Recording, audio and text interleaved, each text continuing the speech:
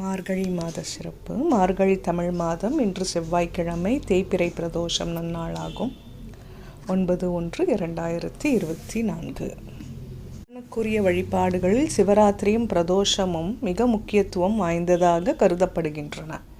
மனிதர்களின் தோஷமான பாவத்தை நீக்குவதால் பிரதோஷம் என்று அழைக்கப்படுகிறது. சிவ ஆலயங்களில் இன்று நடைபெறுகிறது. மற்ற பிரதோஷ நாட்களை விட சனி பிரதோஷம் மற்றும் சோமவார பிரதோஷத்திற்கு தனி சிறப்பு உண்டு. பிரதோஷ காலம் உலகை காக்கும் பொருட்டு நன்மையை நமக்கு தந்து தீமையான விஷத்தை தான் ஏற்றுக்கொண்டார் இறைவன். இவ்வாறு உலகை காத்த உத்தமனான இறைவனை மனமுருக வேண்டி வழிபடும் தினமே பிரதோஷம்.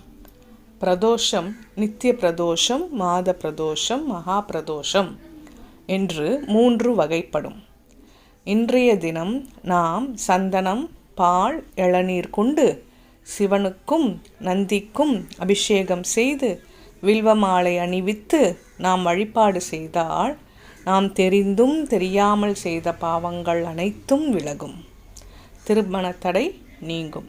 ஜாதகத்தில் உள்ள சந்திர தோஷம், ராகு கேது போன்ற நவகிரக தோஷங்கள் நிவர்த்தியாகும். தொழில் மேன்மை அடையும். கடன் பிரச்சனை தீரும். திருமணம் தடை நீங்கும். போட்டித் தேர்வு எழுதுபவர்களுக்கு எளிதில் வெற்றி கிட்டும். சிவனுக்கு விரதம். பிரதோஷம் என்னும் இவ்விரதம் சிவமூர்த்திக்கு உரிய விரதங்களால் தலையாயது. விரதம் ஏற்பவர்கள் வளர்ப்பிறை தேய்பிறை என்ற 2 பட்சங்களிலும் வரும் திரியோதசி திதியில் அதிகாலையில் எழுந்து நீராடி நித்திய கடன்களை முடிக்க வேண்டும். மாலையில் கோயில் சென்று சிவதரிசனம் செய்து நந்திக்கு பச்சரிசி வெல்லம் படைத்து நெய் தீபம் ஏற்றி வணங்கி வருதல் வேண்டும். வில்வ மாலை அர்ச்சனை. 1 கைப்பிடி காப்பரிசி, வெல்லமும் அரிசியும் சேர்த்தது, 1 பிடி வன்னி இலை, 1 பிடி அருகம்புல் ஆகியவற்றை நந்தியின் கொம்புகளுக்கு இடையில் அர்ப்பணித்து விளக்கேற்றி நந்தியையும் சிவனையும் தொழுதால் சனி பகவானால் உண்டாகும் சகல துன்பங்களும் விலகி போகும். நந்திக்கும் சிவனுக்கும் வில்வ மாலை, திராட்சை மாலை அணிவித்தல் சிறப்புடையதாகும். சிவனுக்கு அபிஷேகம். பிரதோஷத்தை முன்னிட்டு சிவனுக்கும் நந்திக்கும் என்ன பொருள் வாங்கி கொடுத்தால் என்ன பலன் கிடைக்கும் என்று பார்க்கலாம். பால், நோய் தீரும் நீண்ட ஆயுள் கிடைக்கும்.